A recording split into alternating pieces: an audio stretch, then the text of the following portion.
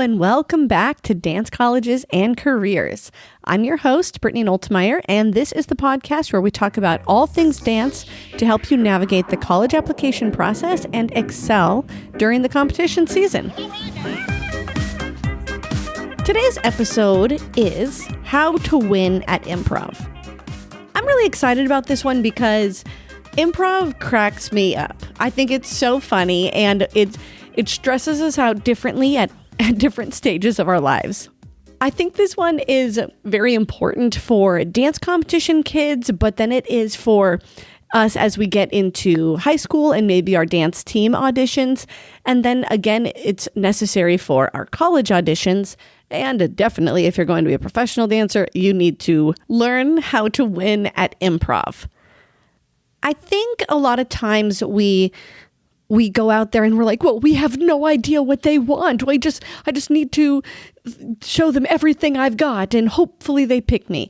Well, that's kind of nonsense. It's kind of nonsense. So let's talk about some tips and tricks to help you lower that anxiety level for when you go up on stage for those improv competitions, and how you can start to stand out, how you can get better at improv, and how it can start to be fun rather than just stress, anxiety, and something you really, really, really don't want to do. The main question is, what do the judges want to see, or what do the casting directors want to see from your improv? This is not the time when you need to reinvent the wheel and start creating absolutely new material from thin air. You are a student. You are working on specific steps and skills. Use those to your advantage. I think it is hilarious. My favorite is, I love teaching 10-year-olds, okay, ages 9 to 10. I love them. Their passion is out of this world, but it is so funny, 10 and younger, when they go out for improv and they start throwing these steps and tricks and flicks and things that you're like, this is not anything you've ever worked on in class, but I see the passion, I see the love, but like, let's get back to real steps. What are real steps we've learned in class, and how can we put them together in a great order so that we can feel good about our improv, so you can excel and start to get noticed? So what are some things we need to do?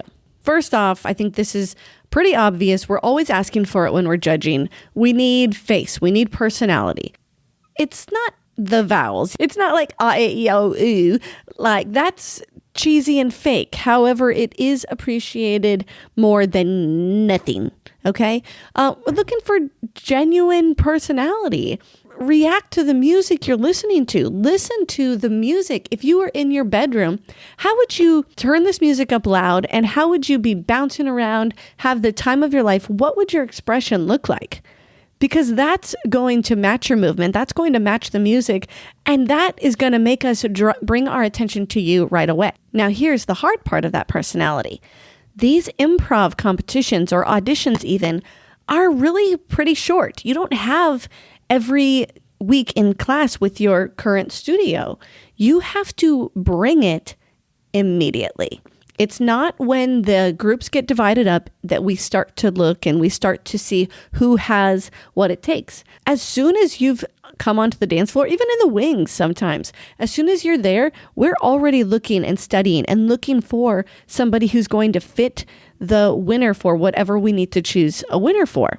So you need to bring it before you've even started learning the first step.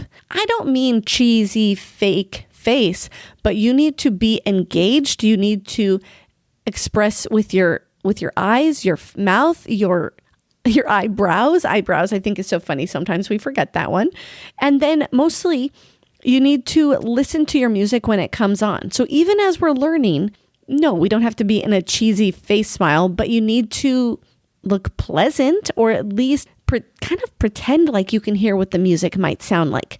It's definitely going to get you a lot further than standing there with a stank face.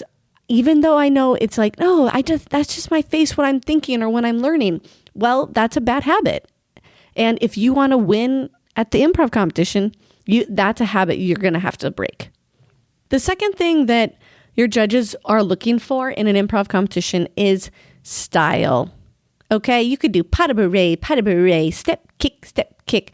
But if you look really square, if you look like you're not matching the music at all, it's just kind of vanilla, and we're looking for that extra sprinkle. We're looking for those sprinkles on top of the sundae to really find that student who excels, who steps out, who is willing to add a little bit of their personal touch, their personal creativity, individualism, and that's what's going to make them stand out. Now, don't mistake that for a whole bunch of hip shaking and body wiggles. We see enough of that. Something to include with style is that every single one of you has something unique about how you dance. Some of us are great turners. Some of us have amazing legs. Some of us have an exceptional personality. Some of us can be really sharp. No matter who you are, you do something exceptionally well, and this is your time to showcase that. It's not the time to showcase the things we don't do well, okay? So if your friend next to you is doing acrobatics and tricks and flip-flops, that doesn't mean you need to do that too, especially if we can't execute them correctly. You need to do what your skills are and what showcases you and your unique strengths the best. So my example, I've always been funny. Okay, it's my thing. I like comedy. I like comedy in movement. I like comedy with my personality, with the music. So I usually like to find a moment where I can do something funny that makes the judges laugh. That brings me a lot of joy, and it comes easily to me. If that's not your thing, don't do that. It's just going to come across awkward, weird, and you're going to go, what was that about? So it's best to just be honest with yourself right now. What is your strength? What does someone come up to you all the time and say, oh my gosh, I love when you do this, or I think you're amazing at that? Where do you feel the most confident? Sometimes that might be in a fierce bevel pose. So if that's what you need to do, that is powerful as well. I always love to say stillness is powerful. It is. We don't have to keep wiggling and moving through every single count. So through your style, discover what is your style, what are your strengths, and not just to copy those next to you because you think that's what the judges want to see. The judges don't want to see that. They want to see you. The third thing I'm always looking for from dancers that immediately makes them stand out is if they have musicality. When you hear the music, listen to your music. Listen to the accents. If this is totally foreign to you and you have no idea what I'm talking about, it's time to start now. It's time to start becoming musicians. I know we're dancers, but if you can just become a musician, tell yourself that I am now a musician, and start to study some different areas of music, and you're going to get better. You're going to score better with your other routines because you are starting to understand the thing that we are most connected to while we're on stage, the music. So that's why when you're doing your improv competitions, listen to the music. If you can find 3 moments where you can hit a strong accent on a horn or a 5, 6, 7, 8, or something you hear special in the music, hit at least 3 of those. Challenge yourself. That way you have a plan and you're not just going out on the center of the floor and randomly throwing out every trick, every kick, everything you've ever learned in dance class. That's not what it's about. We don't need to see every skill you've ever learned. In general, when we're thinking about our musicality, here's a couple tips for you. Slow it down. If you are panicked and stressed and just doing all the tricks in the world, you're probably going really fast, not even considering any of the timing. Try to count yourself in. Count when other people are dancing. Count the music. 5, 6, 7, 8. If you can't find it, don't stress about it, but listen to what you can hear.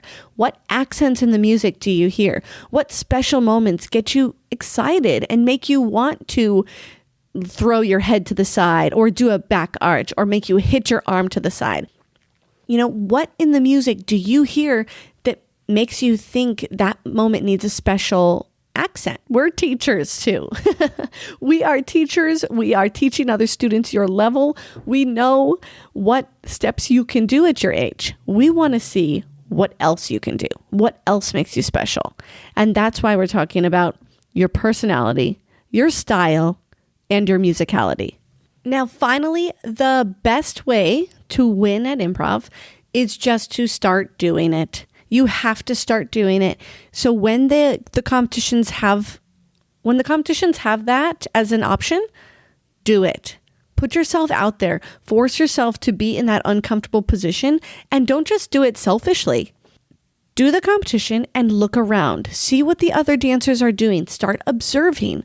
Watch and learn. We learn from watching. Well, we learn from watching and doing. Yes, we learn from watching and doing.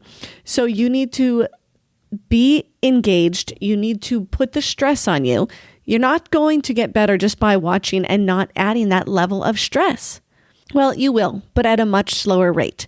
And you're here listening to this podcast because you're serious, you care, and you're looking to hit that next level. So if you want to be at that next level, you have to participate.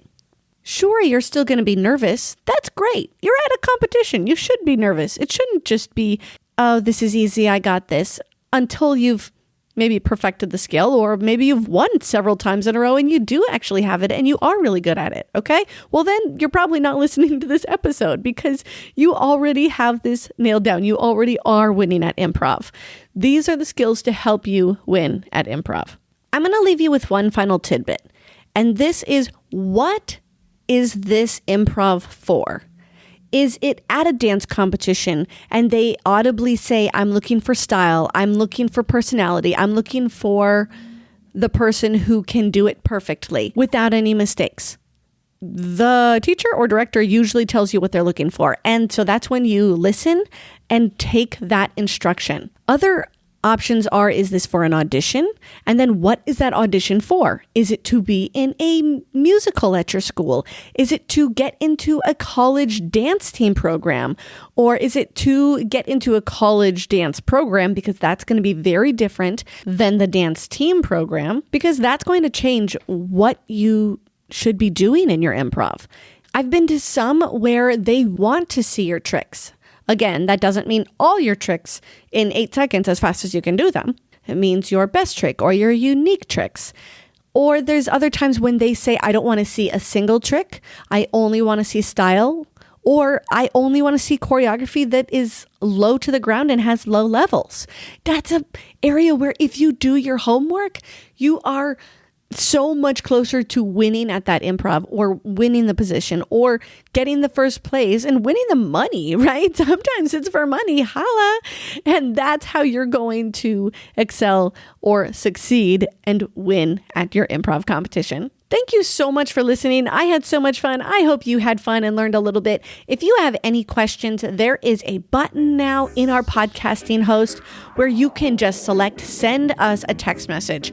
And we look forward to hearing from you. I love getting questions from my listeners, and I love that you're here with me. We also have many other resources to help you navigate that college application process or help with certain questions about dance competitions. So again, my name is Brittany Oltmeyer. Thanks so much for being here. Keep on dancing.